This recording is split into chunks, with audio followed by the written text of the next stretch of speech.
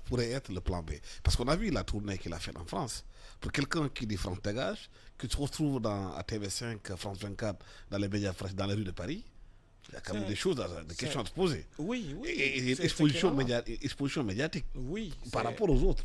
oui, mais c'est tout à fait normal. L'idée ici, c'est de développer. Ouais, Sonko, c'est le programme, focus. À partir du moment où il a dit focus 2024, c'est devenu le mot d'ordre.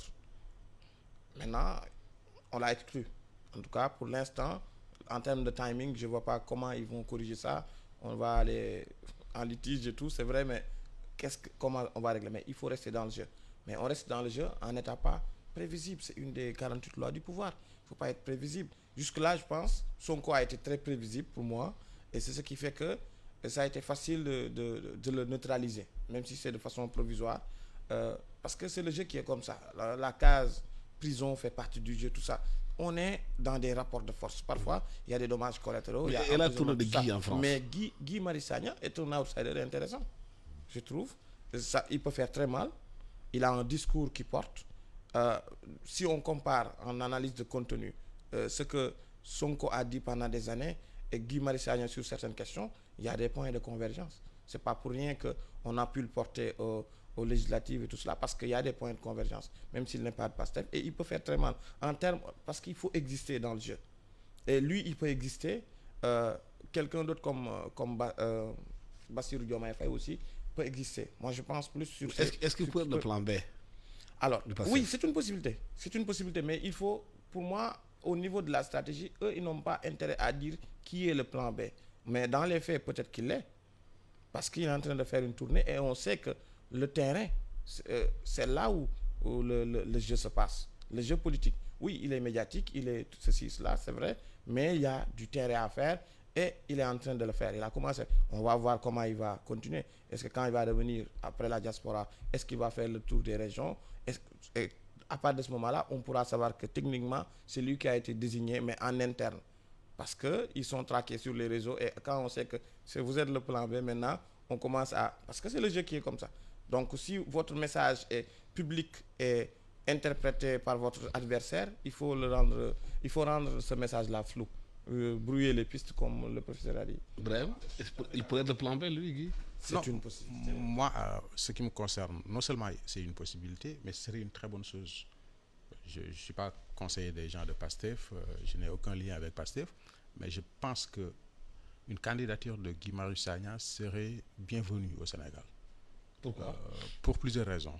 Premièrement, parce qu'il est relativement jeune. Deuxièmement, parce qu'il fait croire et il a un charisme naturel qui fait de lui un porte-étendard d'un discours nouveau sur l'Afrique et qui a potentiellement, contrairement aux idées reçues, Guy Marius Sagna est quelqu'un qui se documente beaucoup, qui lit beaucoup, qui comprend beaucoup de choses et qui a une culture sociologique très profonde au Sénégal. Moi, je dois témoigner, je ne le connais pas personnellement, on n'a jamais parlé, lui et moi. En 2017, j'ai organisé une rencontre dans un hôtel de la place qui portait sur le sujet de la distribution, avec l'arrivée des grands magasins, etc. À l'époque, il y avait le débat autour de France dégage, etc. etc. Au cours du débat, je vois M. Sagna assis derrière, tout doucement, qui a écouté du début à la fin les échanges. C'était un plateau composé de professeurs d'université, spécialistes du marketing, de professionnels de la distribution, des acteurs d'associations de consommateurs, etc. Il est assis, il a écouté du début à la fin, il est parti sans dire mot.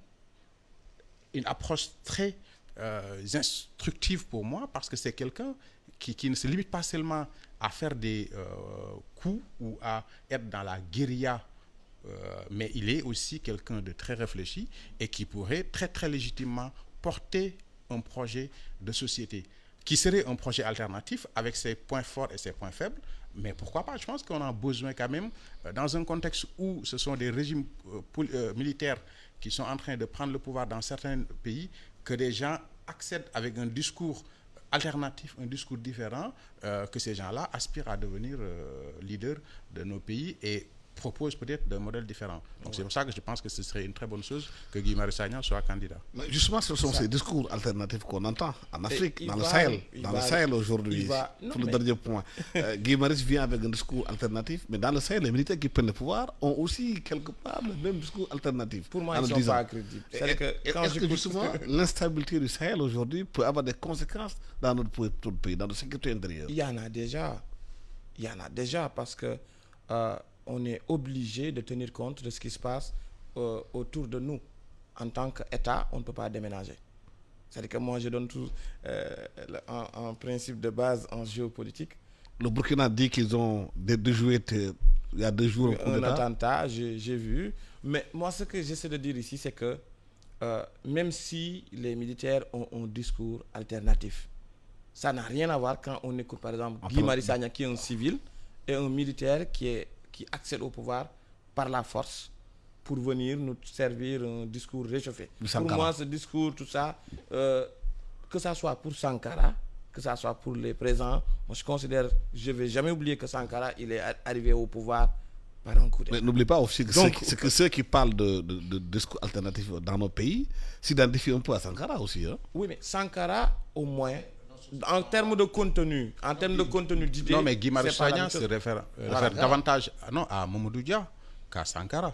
Oui, mais c'est quelqu'un qui est profondément ancré dans des valeurs et dans l'histoire politique sénégalaise. Non, ce n'est pas quelqu'un qui est en déconnexion avec l'histoire politique du Sénégal. Maintenant, par rapport à l'idéologie... par rapport à l'idéologie du souverainisme, oui, pourquoi pas. Sankara a un discours souverainiste. Pourquoi pas. Il peut y avoir, je pense, une place au souverainisme au Sénégal. Non, moi, je veux juste un point de précaution. C'est-à-dire qu'on ne fasse pas d'amalgame entre le discours de Guy Marius Sagna, un civil qui est dans notre champ politique social sénégalais, avec des militaires qui sont arrivés au pouvoir pour moi, ça c'est déjà une précaution à faire. Maintenant, en termes de contenu, on a écouté Sankara. Sankara a écrit des livres, je ne sais pas s'ils ont lu. Sankara a des idées très structurées sur beaucoup de choses, comme bien des gens. Hein? Mais moi, je n'oublie pas ce fait-là. Comme quand je regarde De Gaulle, c'est la même chose. Même si les gens le prennent comme référence. De Samen André Mirado. Voilà, l'idée c'est de ne pas occulter une partie de la réalité. Pour juste en tirer une partie. Ce ne serait pas honnête intellectuellement parlant. Et donc, on regardera les idées. Pour moi, les idées qui émergent un peu partout dans la sous-région, ce n'est pas des idées nouvelles, hein, pour moi. C'est des choses qu'on a déjà entendues. Et c'est tout à fait normal qu'on comprenne comme référence des gens qui sont charismatiques. Il faut le dire, Sankara, comme Mandela, comme des gens comme le Dalai Lama, le pape, c'est des gens qui ont l'autre forme de pouvoir, le charisme. Donc, ils sont cités partout. Donc, il ne faut pas vraiment s'arrêter sur ce premier aspect-là, mais il faut regarder en termes de contenu, en termes d'idées, comment ces gens-là peuvent